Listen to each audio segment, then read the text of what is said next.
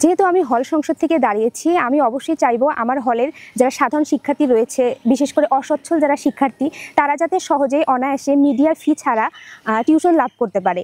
এজন্য অবশ্যই আমি কিছু পদক্ষেপ গ্রহণ করব ইনশাল্লাহ। দেখা যাচ্ছে যে মিডিয়া ফিতে ওরা যে টাকাটা দেয় তার পরিমাণ অনেক বেশি, আর এত বেশি পরিমাণ টাকা দিয়ে আসলে তাদের পক্ষে একটি নতুন টিউশন ম্যানেজ করা অনেক কঠিন হয়ে পড়ে। তো আমি চাচ্ছি যে আমি যদি নির্বাচিত হই তাহলে আমি তাদের জন্য একটি টিম গঠন করব, যে টিমের মাধ্যমে আমাদের হলে যে অসচ্ছল শিক্ষার্থীরা রয়েছে তারা নিজেদের মধ্যে বিভিন্ন টিউশন আদান প্রদান করতে পারবে এবং এক্ষেত্রে কোনো মিডিয়া ফির প্রয়োজন হবে না।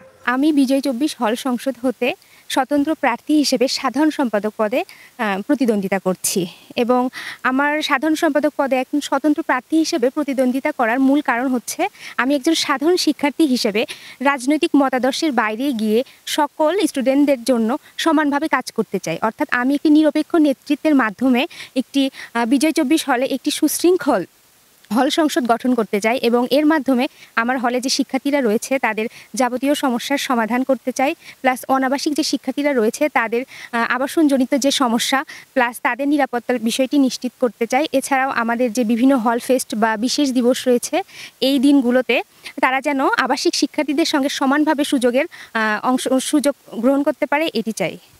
আমি যদি নির্বাচিত হই সাধারণ সম্পাদক হিসেবে, আমি চাইবো আমার হলের যে শিক্ষক মণ্ডলী রয়েছেন প্লাস স্টাফ সকলের সঙ্গে প্রশাসনিক সহায়তায় সমন্বয় সাধন করে শিক্ষার্থীদের যথাযথ সমস্যাগুলো চিহ্নিত করা এবং এই সমস্যাগুলো প্রশাসনিক সহায়তায় বাস্তবায়ন করে সমাধান নিশ্চিত করা।